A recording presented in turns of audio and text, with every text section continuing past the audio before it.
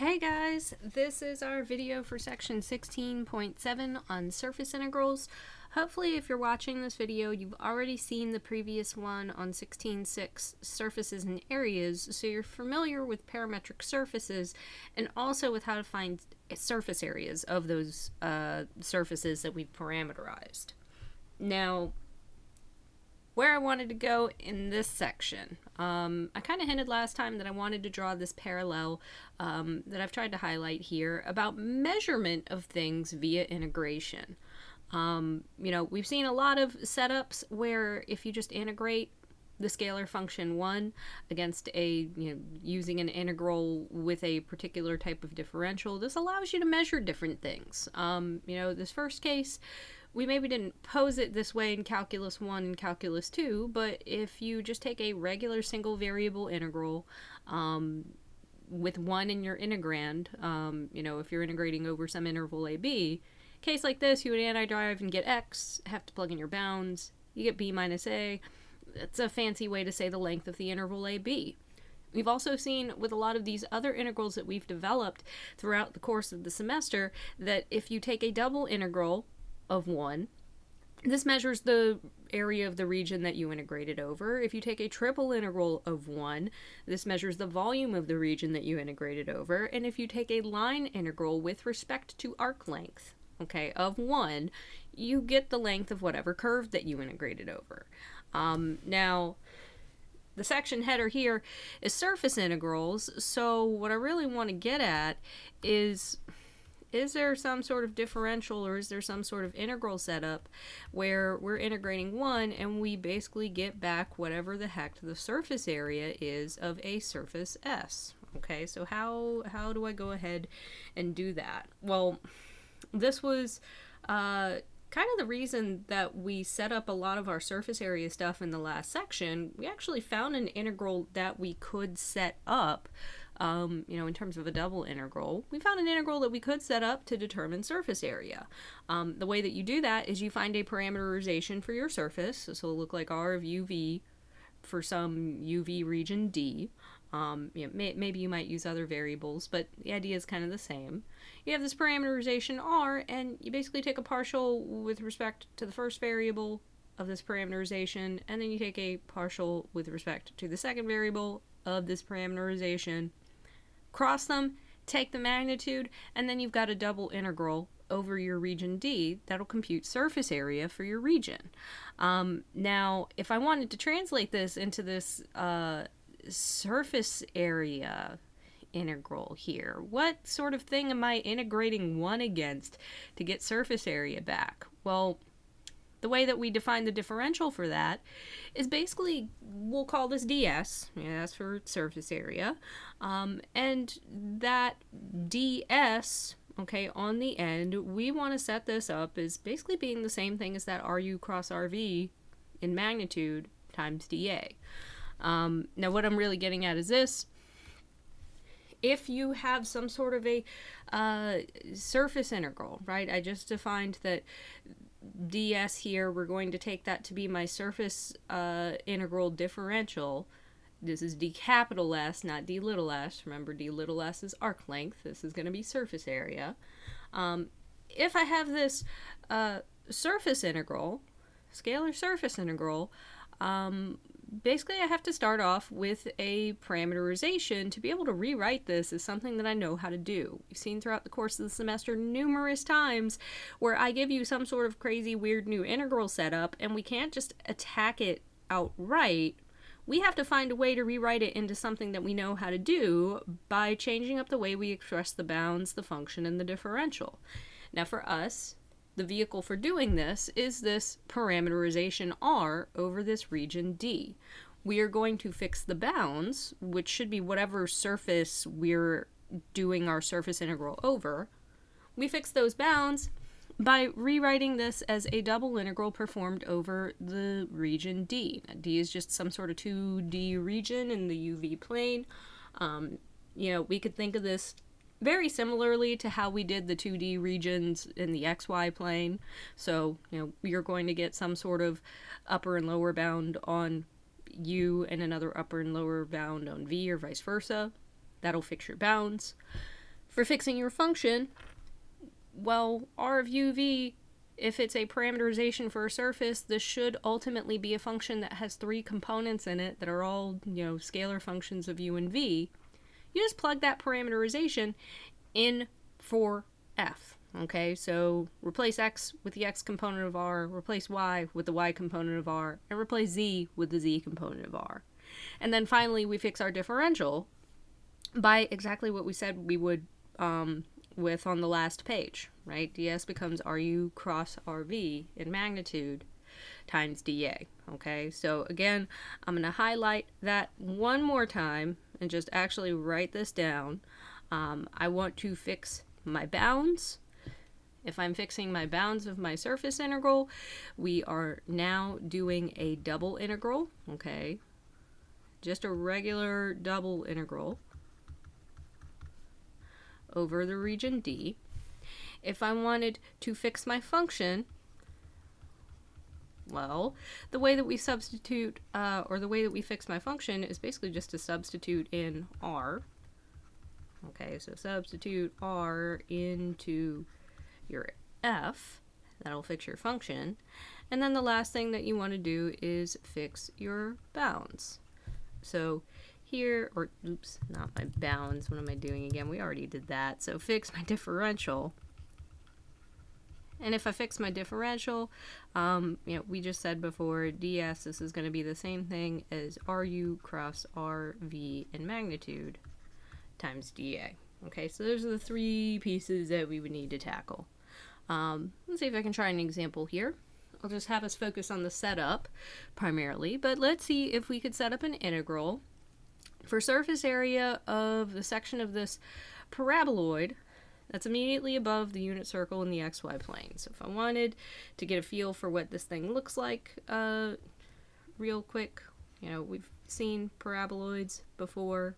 I'm saying I want this above the unit circle, so let's assume that that little blip there is the unit circle in the xy plane. I just want the hunk of paraboloid that is immediately above this, so this thing has a hard boundary here. Okay, I'm looking at this surface just as the part that I've drawn. I don't want this to keep going. This actually is just all of the surface that I want the surface area of.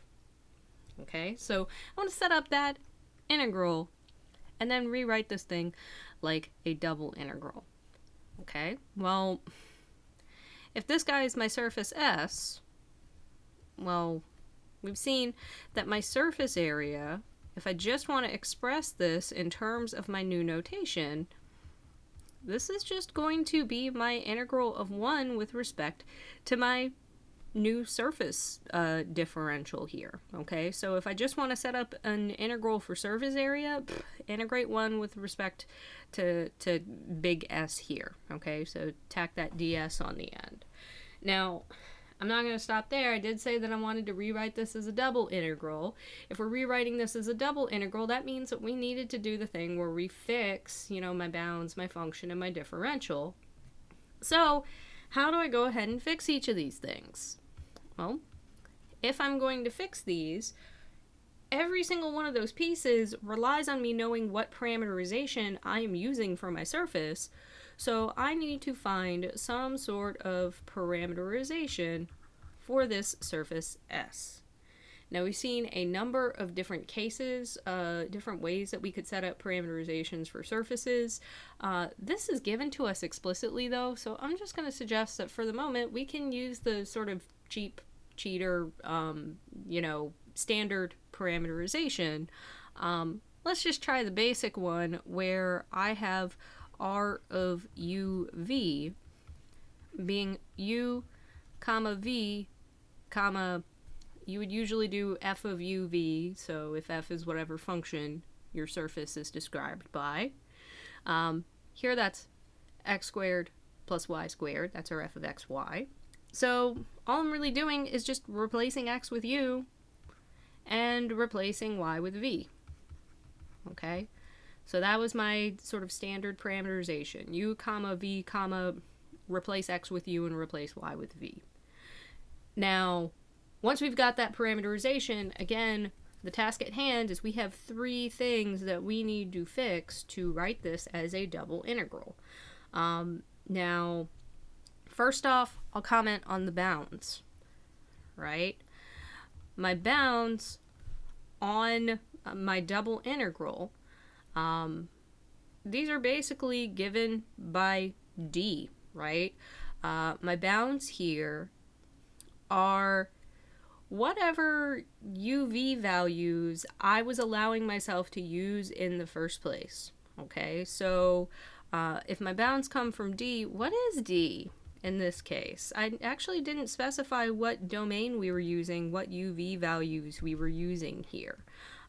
So this is, in other words, your allowable UV coordinates inside your region here. So your allowable UV coordinates for R. Now, comment, what UV coordinates are we allowing for R? Well, in this sort of cheapo parameterization that we were using, we were really letting U stand in for X and V stand in for Y. So a good question to ask is, what then are my restrictions on X and Y? Well, if I think about what's happening in this picture here, I said that we're specifically looking at the section of paraboloid that's above this unit disk in the XY plane. Now, being inside the unit disk in the XY plane gives me some restrictions on X and Y. Those are going to be the same restrictions as the ones that you have on U and V. Okay, so I'll go ahead and make that observation here and just actually write that out. You know, your restrictions on U and V, these guys are going to be the same, the exact same, as those on X and Y. So, I'll go ahead and make this observation. If X and Y had to be in the unit circle in the XY plane, well, U and V are going to have to be inside the unit circle too. My D here, this is basically going to be my unit disk that is centered at the origin. Now, I could go a little bit more specific with that, but we'll come back to this in a moment, okay? And I'll just leave it there. We know what D is, so we know what bounds we're replacing this with. The next piece that I want to fix. Next piece that I want to fix is my function, okay? Now, you notice there's actually no X's, Y's, or Z's here. So if you have a constant function and you go to plug your parameterization in, actually not much happens, right? So since we have a constant function, you know, my integrand is equal to 1. So this means that there are no X's, Y's, or Z's to sub out. That means that there's nothing really to fix here. Okay, so my fixed integrand, okay, when I go to rewrite this as a double integral, my fixed integrand, this is still 1. So that guy stays absolutely unchanged. No change for my integrand when I go to fix my function. And then finally, the last thing that I needed to do, again looking at this, is fix my differential, right? My differential, ds, we have said ds is supposed to be, what happens if I take my magnitude of RU cross RV and then just tack a dA on to the end? Okay, so in this particular case, what is RU and RV? Well, really we need to go back and refer to the parameterization we picked. So I'll scroll up here and note this was my RUV. RU is going to be the partial of this thing with respect to U, so deriving that first component I'll get a 1. Here I'll get a 0 because there are no u's. And here I'll get a 2u. Okay, so that first vector is 1, 0, 2u. I'll go ahead and make the observation, this second vector, this is with respect to v. If I go through and take partials here, this will give me a 0, a 1, and a 2v. Okay, so that is going to be the vector that I need the magnitude of, and I'll tack a dA on. Now, this is kind of messy, so I'm going to do at least a little bit of scratch work for me to be able to simplify this just a little bit before I go to substitute everything back in. So here is me doing my scratch work to compute this cross product. I'm really ultimately taking the magnitude of the vector whose first component is 0 minus 2u, and whose second component is 0 minus 2v, and whose third component is 1 minus 0, or just 1. Now, I could just leave that in the magnitude, or I can note when you actually go to take the magnitude of all this, I'll get a 4u squared plus a 4v squared plus a 1. Okay, so we've actually got all the pieces now that are needed to fix my integral, right? Without scrolling back up, let's actually go ahead and do a rewrite here. I'll just give you the recap on where we're at. When I go to rewrite my integral, we said that we are no longer integrating over the surface. We are integrating over D. We said that D was this disk that was centered at the origin. I said I'd come back for more details later. Next thing that we needed to do was fix the function. For this particular case, we had a constant function. There was nothing to fix. And then finally, we said that we needed to replace my differential. Now, this differential, I was leaving this dA off the entire time. My differential is magnitude of RU cross RV dA. We simplified the cross product, and we simplified the magnitude. So this expression right here is basically what I'm tacking on to replace my differential. Now, at this point, you really don't need to copy that 1 over in the beginning here. It doesn't really do much. But at any rate, this is the integral that we have rewritten for my area. Okay, now again, to specify, this is where that D is supposed to be this unit disk centered at the origin.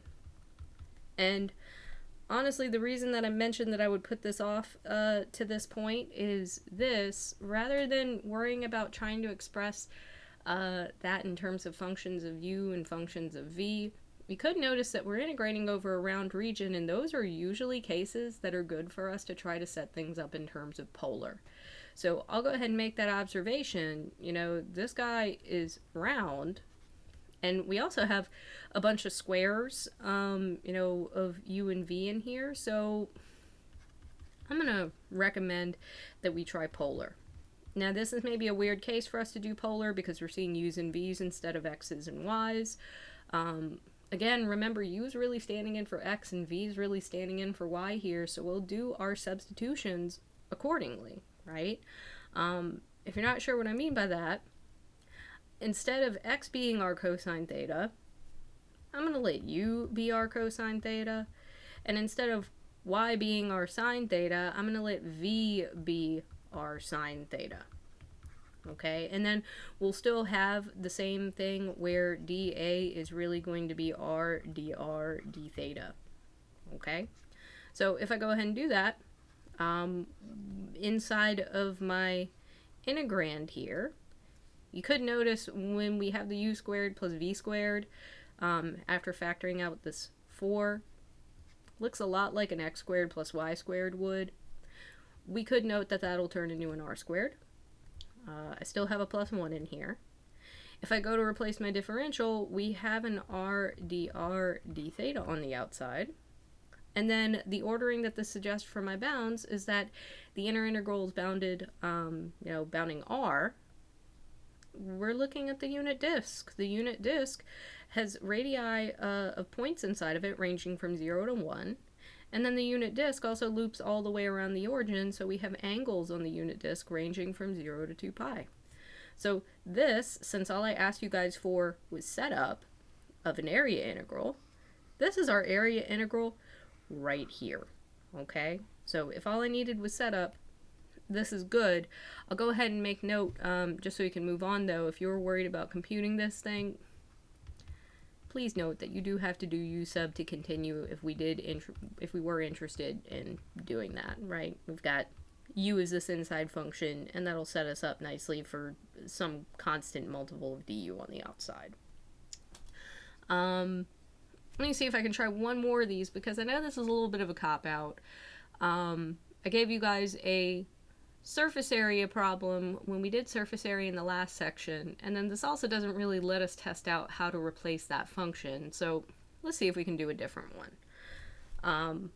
I'll suppose that I've got a section of plane in the first octant, specifically for this plane right here, and I'll have us rewrite this surface integral as an area integral. So this is actually something that we do have to replace everything in.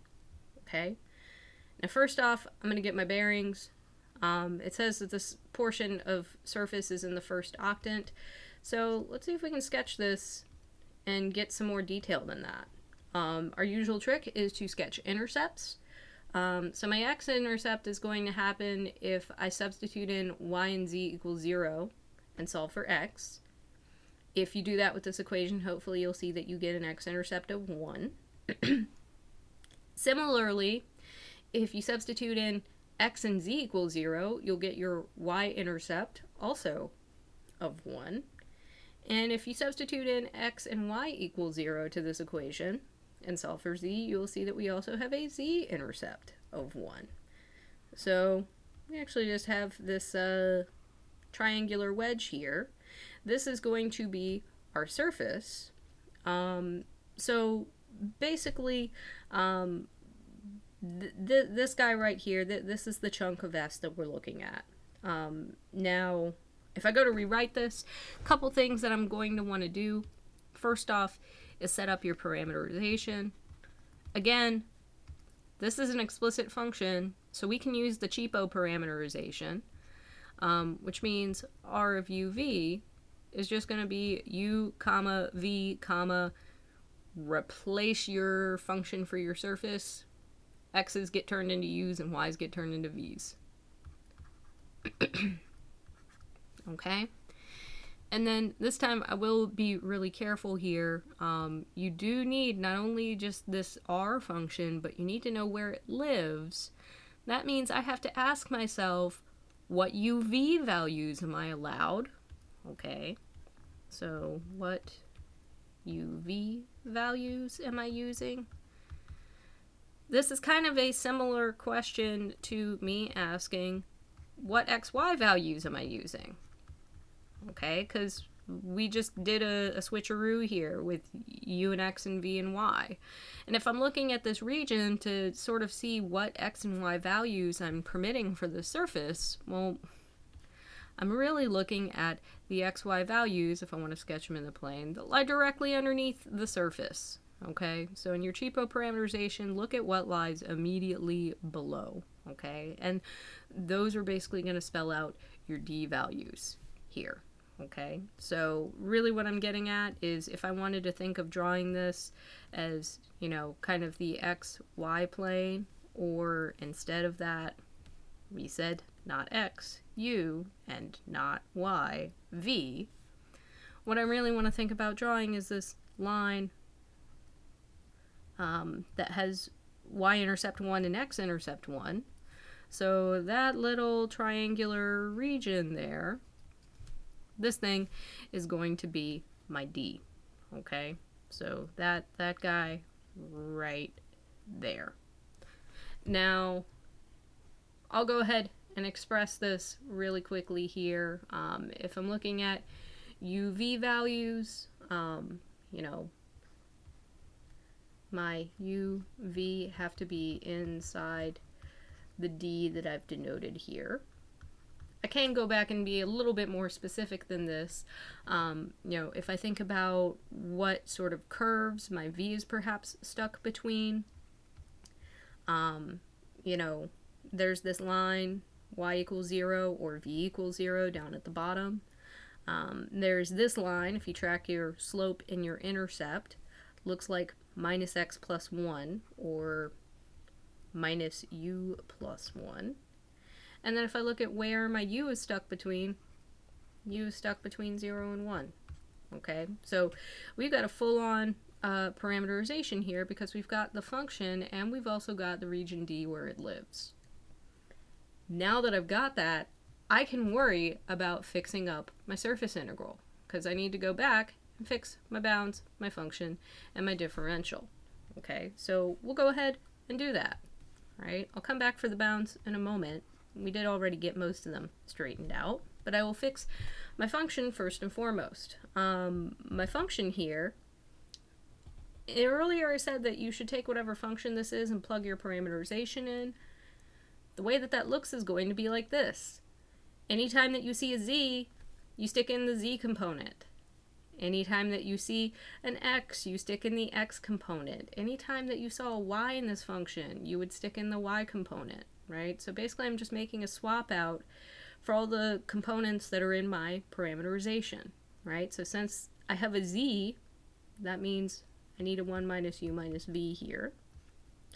And then since I'm adding an x, I need to add the x component of my parameterization, which is just u. Okay, so that is going to be my function. I'll go ahead and fix my differential. My differential should be my magnitude of RU cross RV. I'll just actually write this out here. dA. Actually, while we take care of that cross product, I'm just going to leave this as a D for right now. We'll come back and fill in those bounds in a moment. Let's straighten out this cross product, right? So if I go to fill this in, and clean up my integrand a little bit while I'm at it. I have a minus u, I have a plus u. I don't need both of these.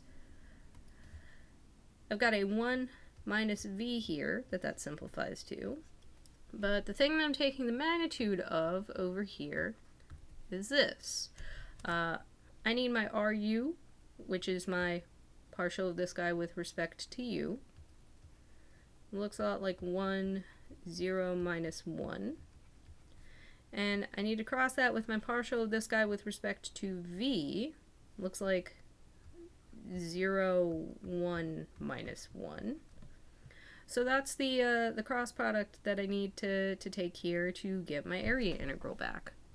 Okay?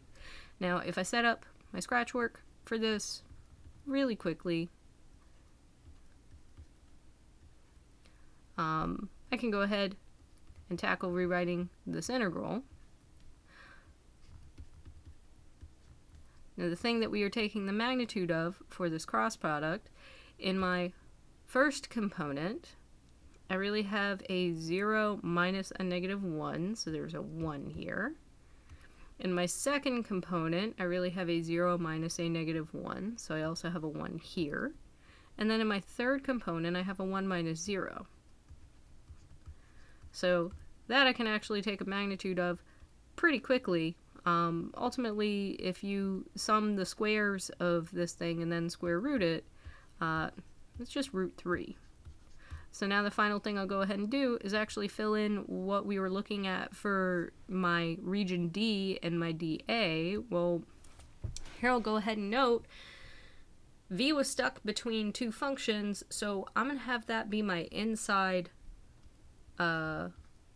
variable that I'm integrating with respect to, dv, so we'll do du next. And then when I go to set up my bounds, we did say v was stuck between 0 and minus u plus 1. And we said that u was stuck between 0 and 1. Okay, so all I asked you guys for was setting this up as an area integral. This is what we're looking at for setup. Okay. Now, with that said, I mentioned that this was going to be a section on surface integrals. These surface integrals are not the only kinds that we can take.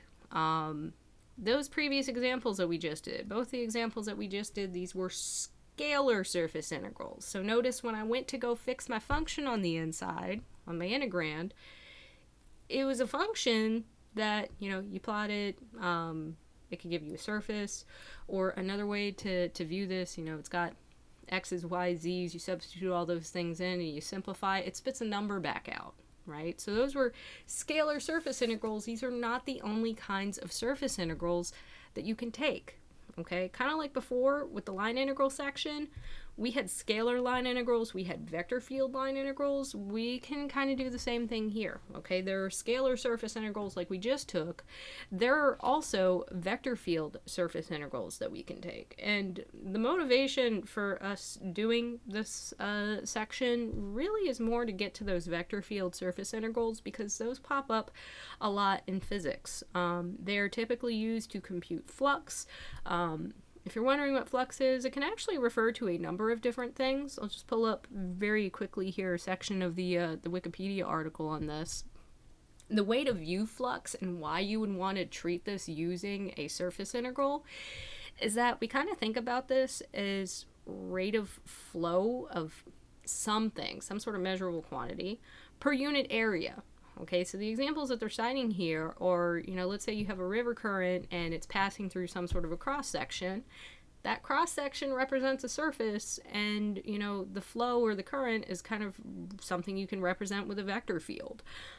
So if you were worried about how much flow is going through that surface, that's a good spot for a surface integral of a vector field. Similar idea over here, this other example that they cite, sunlight energy on a patch of ground.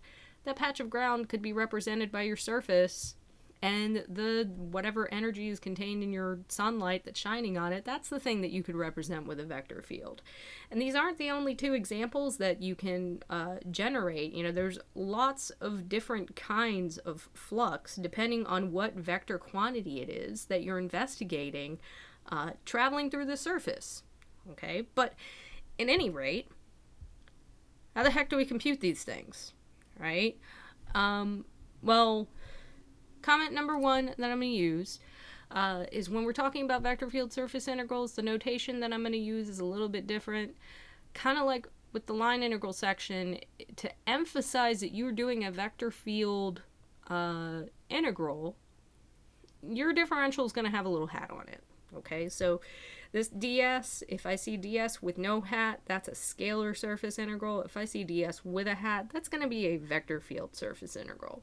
Now, before I jump into actually giving you guys the formula for that or how to compute it or anything, I'm going to note we have to talk a little bit about orientations of surfaces first. Okay, so this is kind of the first thing that we need to grasp. Now, what I mean by orientation is this. Surfaces kind of have a very similar property to curves in that when we were doing line integrals and we specified a curve to integrate over, there was a right way and a wrong way to traverse the curve, right? Usually we would specify, hey, this curve goes from point A to point B, so that specifies a direction, and if you screw up the direction, you've got a sign error. Surfaces are the same way, and hopefully this kind of makes sense with the idea that we were talking about with flux. If you're measuring all of the stuff flowing through a surface, you want to specify the direction of flow, and if you screw up the direction of flow, you're introducing a sign error. So we want to focus on surfaces that have two sides, so we can specify that orientation. Okay, whenever we're talking a surface integral, we're going to be dealing with an orientable surface, and just for warning's sake, not all surfaces have that property, because you can get some weird surfaces that only have one side. Case in point here, this guy on the left, this is a Mobius strip. If you've never seen one of these before, I highly recommend just playing with it really quickly. It's kind of fun. The way that you build one is you take a strip of paper and you tape the ends together. Now, I'm not just saying that you tape the ends together and form like a cylinder. Give it a half twist before you tape the ends together. And it actually gives you this really weird surface that only has one side and actually one edge, too. And if you don't believe me that it only has one side, try to make one of these things and draw a line down the middle of it. You should find that when you start drawing that line and moving this thing around to continue your line, you actually end up right back where you started. This thing legit has only one side to it. And kind of a similar idea for this Klein bottle. This is also a surface that has one side. Technically, to kind of draw a proper, or to have a proper Klein bottle, you need to embed this in a higher number of dimensions than we actually have. In 4 dimensions, this doesn't actually intersect itself, but at any rate, even now we can kind of see in this picture, you know, is there an inside, is there an outside to this? Well, think about how you would pour liquid into this thing. Liquid starts out on the outside, I'll put finger quotes on that. It goes in through this little tube, and then it ends up on the inside. But that's, you know, the same side that the liquid started out on. So this thing doesn't really have an inside or an outside. They're both one-sided surfaces. So before you even worry about taking a surface integral, you know, I need to make sure that it's got two sides that I can set up. You know, trying to compute like flux through one of these things, we wouldn't really be working on that in any sort of practical situation, so there would be no use in setting up a surface integral for it. Now with that out of the way, sample orientable surfaces, there's usually two ways that we think about, you know, my types of surfaces that are orientable. If they are closed, meaning that they enclose some sort of inside region and outside region, we think about the two sides as being an outside or an inside. On the other hand, if my surface doesn't enclose some sort of a region, usually we want to pick one of the components to specify either like top and bottom. That would be like looking at the Z component. Or maybe if this thing was totally vertical and there's no top and bottom, maybe you could pick a different component and maybe think about there as being a front and back or a left and right. But either way, we can see these things have two sides to them. Now, the way that we specify an orientation is through vectors. And the way that we use those vectors is this. Whenever we look at these surface integrals, we are hopefully going to be working with some sort of a parameterization. If you look at RU cross RV, which we've been having to compute a number of times, we consider that the natural orientation for that parameterization for your surface. So if I just say, hey, here's a parameterization, use the natural orientation, go, we can just worry about computing RU cross RV. Now, for the positive orientation, we usually only use this language if we've got a surface that encloses some sort of area, so kind of like that sphere, maybe if you have like an ellipsoid. If there's an inside-outside, that's kind of the situation we're talking about. If I say positive orientation means that you point outward. And hopefully it goes without saying, negative orientation means that you point inward. Now, if you're working with a parameterization and you go to take this RU cross RV, well, when we're working on this later, the way that you could sort of rectify this situation if you're dealing with the opposite of what you have is just figure out what your natural orientation is and figure out if you need to tack on a minus sign. And then kind of a similar idea, the final case that we would look at, you know, that we frequently see is upward or downward. If you take that RU cross RV, take a look at the Z component and check the sign on it. Hopefully it makes sense that if you have upward orientation, you want Z to be positive, and if you have downward orientation, you want Z to be negative. If your RU cross RV doesn't match that, again, tack on a negative sign. Okay? Now, with all that out of the way, we actually do have the mechanics for us to talk about how to set up a surface integral of a vector field. My surface integral of a vector field will look like this as it is presented to you. Okay? So it'll look like f dot ds. Again, everything has a hat on it because we're talking vector fields. If I want to fix one of these things, you know, for integration, for me to actually be able to compute this, we can rewrite these as a double integral. And again, we've got this situation where we have to fix my bounds, my function, and my differential.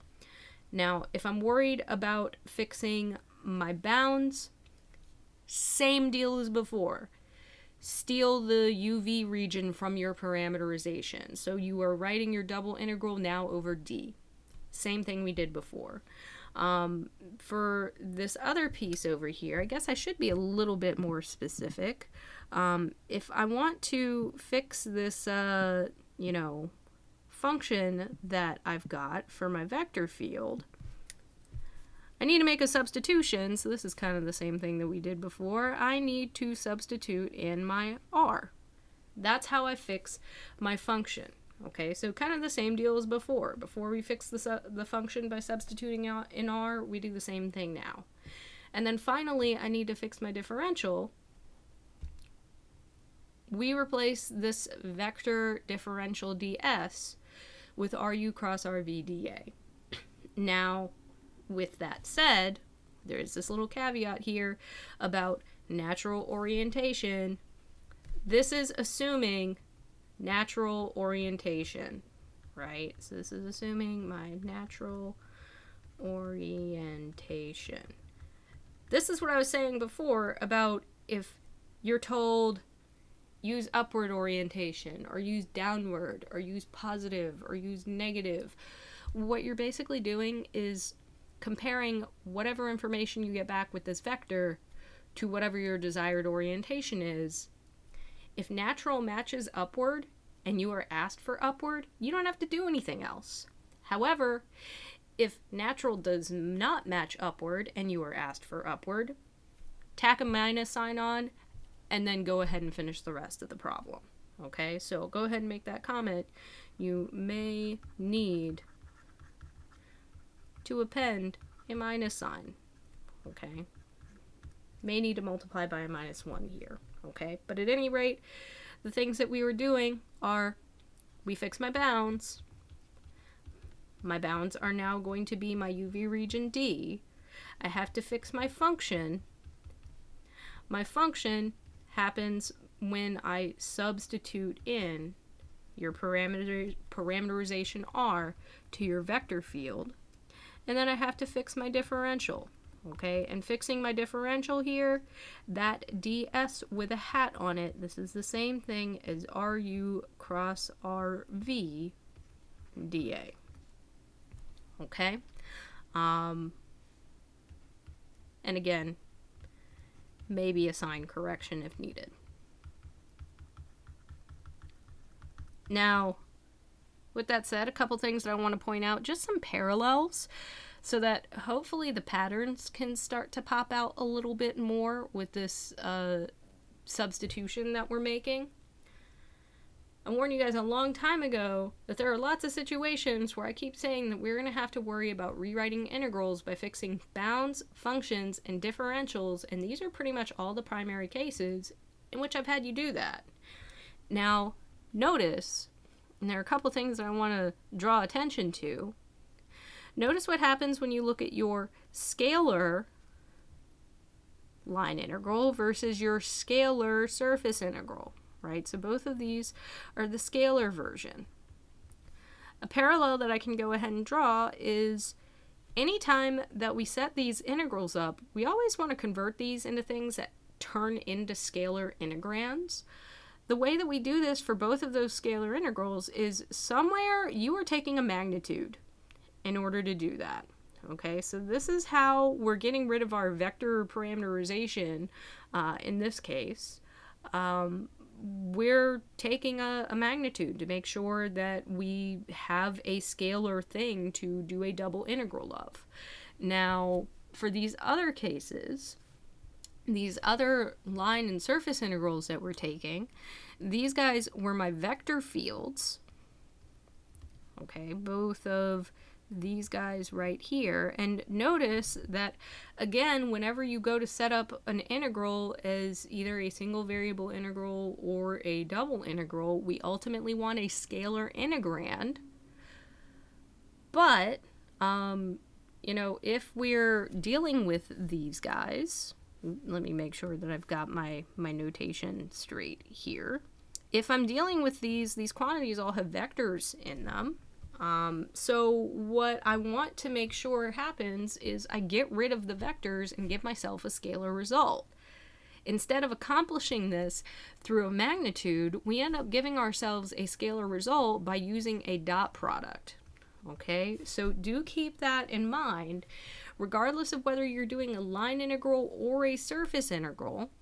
Okay, what I'm trying to highlight is that my scalar line and surface integrals, These guys are going to require a magnitude somewhere in the middle of the problem. If you are not taking a magnitude somewhere to compute these things, you're setting them up wrong. You're fixing your differentials incorrectly. On the other hand, if you've got a vector field, line, or surface integral, these things require dot products. Okay, so if you're trying to rewrite a vector field integral and you're maybe not using like some other fancy theorem like Green's or fundamental theorem of line integrals or whatnot, if you're doing direct computation like this, these guys are going to require dot products. Okay, so do keep those in mind for the formula. I'm going to try an example here. Let's see if we can compute this guy. So I do have a vector field this time. Let's see if I can compute that guy where we've got this portion of the plane that I've sketched out here in this drawing. So this is just a portion above the unit disk, flat plane, z equals 5, and I have this thing oriented downward. Okay, well, first off, kind of like before, we need to start out with figuring out what my parameterization is. Okay, well, I was given an explicit function for my surface, so again, I'm going to go ahead and use my cheapo parameterization. My cheapo parameterization, or my standard one, is just u comma v comma replace x's with u and y's with v in your function. Now you notice this is a constant function, so there's no x's or y's. I just get to stick a 5 here, okay? And kind of similar to, one of the previous examples, to complete your parameterization, you need to know where u and v live. This is kind of the same thing as asking where do x and y live for this particular function, and we said we just want this as being the section of surface that's above the unit disk. So I kind of want to treat this guy right here as sort of like my D, okay? So I'll go ahead and note my u and v have to be inside my unit disk. Okay? So we got the parameterization. Now I can worry about trying to fix some of this stuff. So this might take a little bit of scrolling back and forth here. First off, I want to go ahead and fix my bounds, or think about fixing my bounds. Well, I haven't decided an order of integration yet. I haven't decided if this is going to be du, dv, dv, du, if I'm maybe going to have to switch to polar because this is round. So again, for the moment, I'm going to just call this unit disk D, and we'll start out there. So this is me fixing my bounds. The next thing that I need to do is fix my function. Fixing my function is going to involve replacing x's with my x component, y's with my y component, and any z's with my z component, but there are no z's, so basically nothing is going to get replaced with a 5 here. Okay, so if I perform that substitution, we've got a u squared, comma, a v squared, comma, a u squared plus v squared, because I just performed that substitution, and that fixes my function. The next thing that I need to worry about is fixing my differential. So we've got these two pieces. Now I need to worry about my RU cross RV dA. Now I'll just, for the moment, just write it out like that. So that's my third thing that I needed to fix. And now I'll scroll down and actually work on cranking this out. Okay? So first off, this is all just getting copied over. I am not doing anything fancy with it yet. And over here, I just need to worry about what these two vectors are. Now, if I take my u partial of this expression, this is going to be 1, 0, 0. If I take my v partial of this expression, this is going to be 0, 1, 0. And spoiler for you guys, I'm not even going to bother to do the scratch workout for this cross product. We've seen this cross product a number of times. You can probably guess where it goes using the right hand rule. we've basically got I crossed with J, you're going to get the K vector back, okay? And if you're trying to take the magnitude of that thing, why am I taking the magnitude of that thing? Sorry about that. Said that we should be getting the dot product here because this guy is a vector field. Let's get that straight. Dot product. Okay, and since I'm taking my dot product, that's how we're turning this thing into a scalar function that you can actually take a double integral of. Okay, so here this should not have been magnitudes. This should just be whatever that vector is. Okay, now comment though before I worry about taking that that dot product, I did want to point out the bit about orientation. Okay, so before we jump into this, let's make sure that we've actually got the orientation straight and we are not doing this backwards, right? Now if I scroll up here, which way did we specify that my surface is going? Anytime that you're given one of these problems, you're gonna be told what orientation that you want. Now here, my surface is supposed to be oriented downward, right? We said that we use vectors to specify orientation, so ideally I want this thing to have some sort of vector that points in the down direction. Now, what did we actually get for RU cross RV? When we did the workout, RU cross RV gives me the 0, 0, 1 vector, and that actually points upward, okay? So I'm going to have to make a correction here, okay?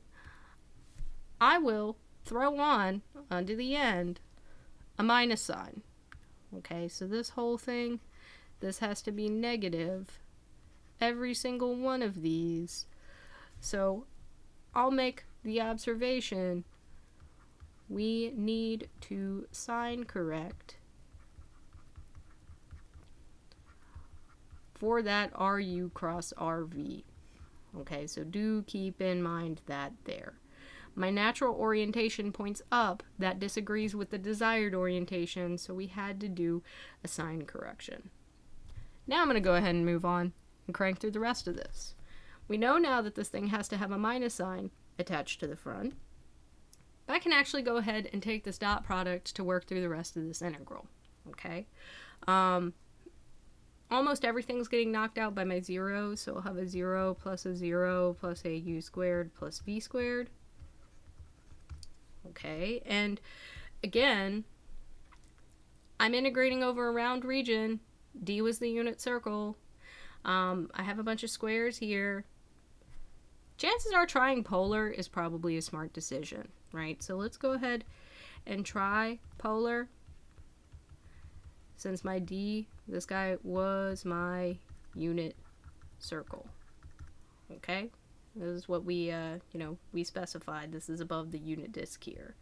Now, keeping in mind that this is above the unit disk, we'll sort out the bounds in a moment.